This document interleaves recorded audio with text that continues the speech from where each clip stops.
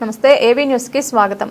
మహబూబాబాద్ జిల్లా తొర్రూరు పట్టణ కేంద్రంలో సిపిఎం ఎంఎల్ మాస్ లైన్ ఉమ్మడి వరంగల్ జిల్లా అధ్యక్షులు కొత్తపల్లి రవి ఏవీ న్యూస్ తో మాట్లాడుతూ దినదిన అభివృద్ధి చెందుతున్న తొర్రూరు మున్సిపాలిటీలో పూర్తి స్థాయిలో అధికారులు లేకపోవడంతో అభివృద్ధి కుంటుపడుతోందని పేర్కొంటూ ముఖ్యంగా టౌన్ ప్లానింగ్ అధికారి ఏఈ మేనేజర్ స్థాయి అధికారులు లేకపోవడంతో వివిధ పనుల కోసం మున్సిపాలిటీకి వెళ్లే పట్టణ ప్రజలు అనేక ఇబ్బందులకు గురవుతున్నారని తెలుపుతూ ఇప్పటికైనా సంబంధిత అధికారులు స్థానిక ప్రజాప్రతినిధులు మున్సిపల్ కమిషనర్ చొరవ చూపి పూర్తి స్థాయిలో అధికారులను నియమించాలని అన్నారు।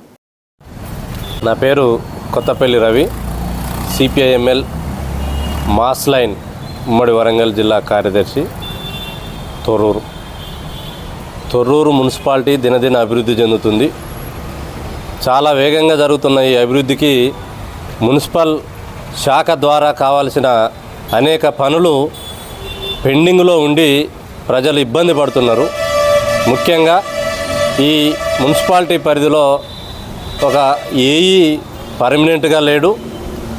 టెంపరవరీ ఏఈ వల్ల కావాల్సినంత వేగంగా పనులు జరగట్లేదు, ప్రజలు ఇబ్బందులు పడుతున్నారు। అదే రకంగా పనులన్నీ చక్కదిద్దటానికి ఒక మేనేజర్ పోస్టు చాలా కాలం నుంచి ఖాళీగా ఉంది, దాన్ని వెంటనే భర్తీ చేయాలని చెప్పి మేము ఉన్నతాధికారులని కోరుతా ఉన్నాం।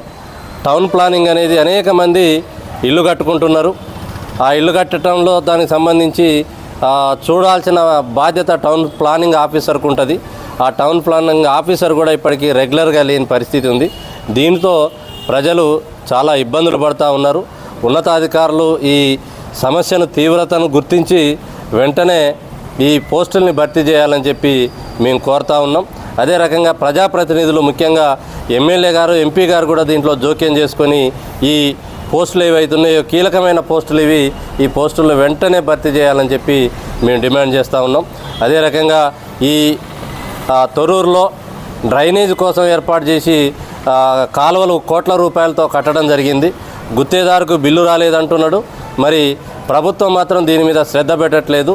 ఈరోజు 4 చినుకులు పడితేనే తొర్రూరు రోడ్డు అంతా బురదమయమయ్యి చాలా ఇబ్బందికరంగా ప్రయాణికులు కానీ ప్రజలు కానీ ఇబ్బందికరమైన పరిస్థితి ఎదుర్కొంటూ ఉన్నారు।